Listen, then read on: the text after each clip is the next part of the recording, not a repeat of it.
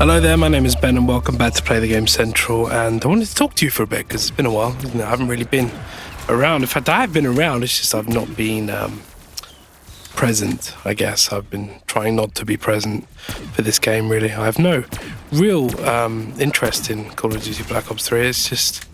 I'm kind of over it, because I think the ending's ruined for me, so the rest of it is just getting to that point. It's kind of like I knew the ending of The Walking Dead, and I know the ending of the next series of Game of Thrones. Knowing the future kind of sucks. So, because it makes things a bit dull and boring. And for the next game, specifically the next game, I'm going to try and be completely like you, like not knowing anything about anything. It's my own fault because, I read all this stuff and it's, it's my own fault. So, but, Zetsubo no Shima is kind of something I think it's probably going to be one of my favorite DLCs, and that's not that difficult because so far it's been relatively underwhelming. I mean, Der Eisendrache is kind of I'm kind of over it now. I don't know if you feel the same way, but I was a sucker for medieval castles a long time ago. Then we got given that, and it's kind of not quite what I originally expected. And it's the bows as well. They kind of made it really simple.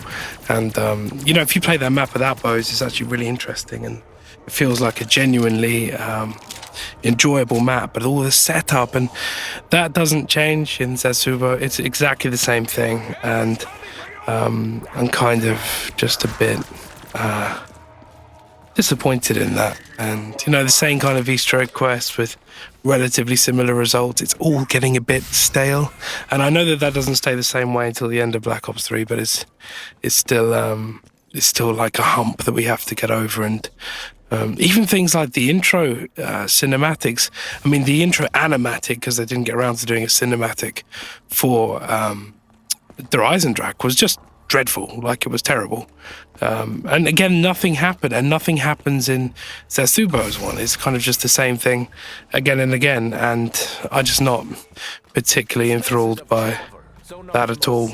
And it's just one of those things. I think they could have spent a little bit more time, a tiny little bit more money to actually genuinely animate those sections, and it would have been far more impressive. And actually putting some important storyline in those sections would be nice, because it's something to sink our teeth into, because absolutely nothing that's happened so far in Call of Duty Black Ops 3 is that important at all. Like, we already knew about Multi-Earth, and even what's his name? Blundell got it wrong. Like, it's just, there's so many things that are annoying me about Treyarch and Call of Duty at the moment. It's just a shame. There's also so many really good things that are coming out of it. Like, the DLC 3 is disgusting. Like, it's probably one of my favorite maps in Call of Duty so far. And multiplayer maps from this point onwards as well get really good. And I like that idea of post-apocalyptic stuff. It's kind of something that I'd like to see an entire game made out of. Kind of a Fallout-esque version of Call of Duty would be really nice. In fact, Will and I were talking about he brought up the point of making a Call of Duty of the future, like a proper distant future Call of Duty where maybe the world erupts into chaos and the anarchy that's portrayed, you're kind of ingrained and engrossed into that world. And I like that idea. And hopefully it's something that they take forward in the future, because right now it just seems like everything's a bit stale. And Black Ops 3, it could be a really good game, customization wise as well. The thing about them cancelling mod tools is just, it's double-edged, that sword, because I get it from my point, from Activision's point, where it's essentially going to lose money in the long run, because Activision's entire purpose, this is Activision, not Treyarch, Activision's purpose is to drive you to the latest content. That's all they want to do. Der Eisendrache to Activision, even Der Eisendrache is kind of dead to Activision. They are they're just entrenched in DLC 2, and it's just, you can really sense that with them. And when it comes to the next game, they're not going to want you to be investing all time in mod tools into Black Ops 3, because they're going to be wanting to throw a brand new game at you with brand new downloadable content, and of course supply drops, which I can't believe supply drops wasn't an Activision idea. It's probably the most money hungry idea in Call of Duty history, and it was a Treyarch idea. which is weird. Like, what is happening over there? It's just, it's not my my cup of tea, I don't think. And it's a strange one, that's for sure. But yeah, you'd expect that of Activision, but not particularly of Treyarch, I don't think. But yeah, so it's a double-edged sword, because it would be quite nice to see some custom stuff come out of Black Ops 3. And of course, there are already textures being ripped out of Black Ops 3. I've already seen what the fuck's the Shadows of Evil remade as well, which is really cool. That's coming out soon.